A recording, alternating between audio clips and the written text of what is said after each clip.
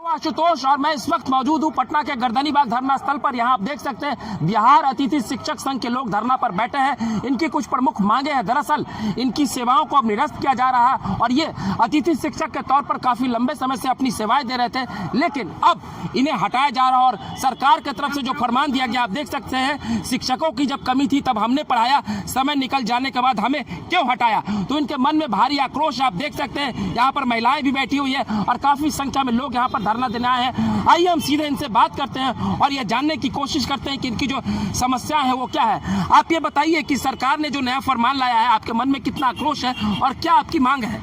हमारी सर्वप्रथम मांग है कि शिक्षा विभाग के द्वारा 6 फरवरी 2024 को एक लेटर जारी हुआ था कि जिसमें लिखा गया था कि 28 फरवरी के बाद आउटसोर्सिंग सपोर्ट शिक्षक जो हम लोग अतिथि शिक्षक हैं, जो 2023 में सरकार के लेटर के द्वारा हम लोग बहाल हुए थे और सितंबर से अपनी जारी रख रहे हैं अपनी सेवा को, उसमें लिखा गया है 6 फरवरी 2024 को कि इन लोगों को 28 फरवरी के बाद सेवा नहीं लिया जाना है। तो सरकार से हम जानना चाहते हैं कि इस तरह से जब हम लोग के मान सम्मान के साथ खिलवाड़ किया जाना था, मजाक किया जाना था, तो हम लोग से मतलब ये सेवा क्यों लिया गया? नाम क्या आपका, कहाँ से आप आए हैं? मेरा नाम ठाकुर दीपक सिंह है, हम राघोपुर वैशाली से आए हैं। आप बताइए क्या है समस्या?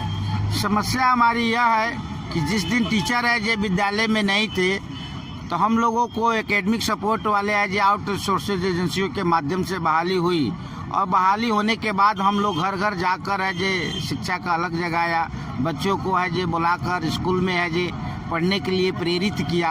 और जब शिक्षक से लेकर सारे टीचर से लेकर बच्चे जब आने शुरू हुए, तो आज हमें 6 महीना है ना बिना सैलरी का, बिना पेमेंट का है जे हमें काम है जे बिना पेमेंट का काम करवाया? जी जी जी, रुपया तक नहीं मिला है सर। ये तो न्याय हो गया। 1 रुपया तक नहीं, 6 महीना हो गया। किलोमीटर 10-10 किलोमीटर तक ले है जो हम लोगों ने अपने है जे गाड़ी से आउटसोर्सेज के माध्यम से है हम लोग है जे विद्यालय में गए, सेवा दिए। आज ये आप देख रहे हैं, ये लोग बता रहे हैं कि बिना पेमेंट काम किया। और यहाँ पर देखिए महिलाएं भी काफी संख्या पे हैं और ये लोग बैठे हुए हैं। ये बताइए कि जिस तरीके से आप लोगों की सेवा ली गई, तो आप लोगों के मन में अब क्या आक्रोश है और आप क्या चाहते हैं कि आगे आपके लिए क्या होना चाहिए? सर, हम लोग ये चाहते हैं कि हमारी सेवा नियमित की जाए और हमें पेमेंट दी जाए और हमें आउटसोर्सिंग से मुक्ति की जाए। अब तो आप लोग को हटाने की बात चल रही है। हटाने की बात नहीं, जब सरकार को जरूरत थी तब हमसे काम लिया, अब अपना काम जब निकल गया तो हम लोग को हटा देंगे, ऐसा थोड़ी होता है। आप लोग की संख्या लगभग 20-25 हजार है ना जी। तो इतने लोग क्या बेरोजगार हो जाएंगे? जी, तो वही तो सरकार का यही है, तो इसीलिए तो हम लोग धरना पे बैठे हैं कि सरकार हम लोग की सेवा नियमित करे। नीतीश कुमार तो महिलाओं को काफी प्रमोट करते हैं और महिलाओं को के लिए काफी ख्याल रखते हैं, आपका क्या कहना है?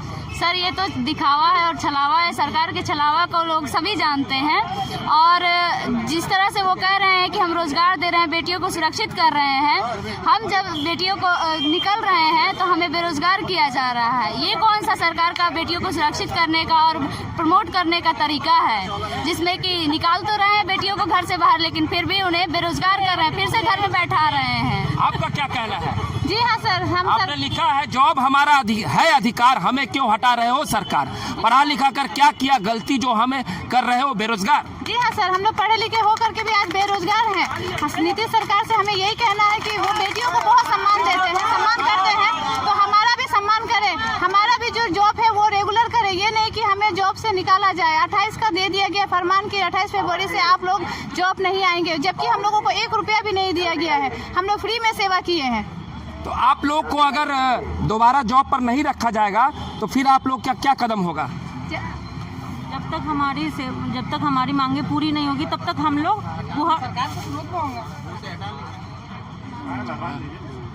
जब तक हमारी मांगे पूरी नहीं होगी तब तक हम लोग बोलते रहेंगे, तब तक गुहार लगाते रहेंगे। सरकार को माननी पड़ेगी हमारी बातें। तो यहाँ पर लोग कह रहे हैं कि जब तक हमारी मांगे पूरी नहीं होगी तब तक हम इसी तरह से गुहार लगाते रहेंगे।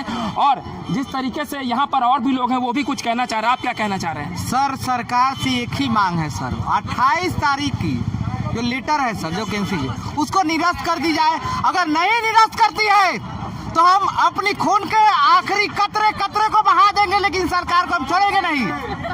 हम सरकार से लड़ेंगे। गुहार लगाने की बारी खत्म हो चुकी है। 3 महीनों से हम लोग हमेशा बार बार बोल रहे हैं कि 28 जनवरी को आया है लेटर। हाँ, 28 जनवरी को 3 महीने से हम लोग सर दर भटक रहे हैं। कभी डीओ ऑफिस, डीपीओ ऑफिस, कभी इस नेता के पास, कभी उस नेता के पास हमारी सैलरी के लिए। सर अभी तक हमें पेमेंट नहीं दी गई और उसके बाद में क्या लेटर निकालते हैं कि 28 तारीख के बाद आप चले जाइए रोड पे। तो आप देख रहे हैं कि ऐसी कहीं भी नौकरी देखे थे सर, नियुक्ति भी हुआ है ना, और हटाने की भी लेटर आ गई, लेकिन पेमेंट 1 भी रुपया नहीं आया। अतिथि शिक्षक की जिनकी बहाली हुई थी आउटसोर्सिंग पर, इनको काम भी करवाया गया इनसे 6 महीने और इनको अब दर भटकने के लिए छोड़ दिया गया है। इनको सैलरी भी नहीं दिया गया और 28 जनवरी को एक फरमान आ जाता है सरकार की तरफ से कि अब आपकी जो नौकरी है उसे खत्म कर दी जाती है, आपकी नौकरी को निरस्त किया जाता है। तो ये देख लीजिए, इतने लोग जो हैं जो आक्रोशित हैं और जो समय के जो मारे हैं और जिनके ऊपर सरकारी तंत्र का जो मार पड़ा है, अब इन्हें यह नहीं समझ में आ रहा हम क्या करें। आपको हमारा वीडियो अच्छा लगा हो तो उसे प्रचारित करें ताकि इन लोगों को न्याय मिल सके। अगली बार हम फिर नए वीडियो के साथ हाजिर रहेंगे और जनता की इसी समस्याओं के साथ खड़े रहेंगे। तब तक के लिए आप हमें इजाजत दीजिए। बहुत बहुत धन्यवाद।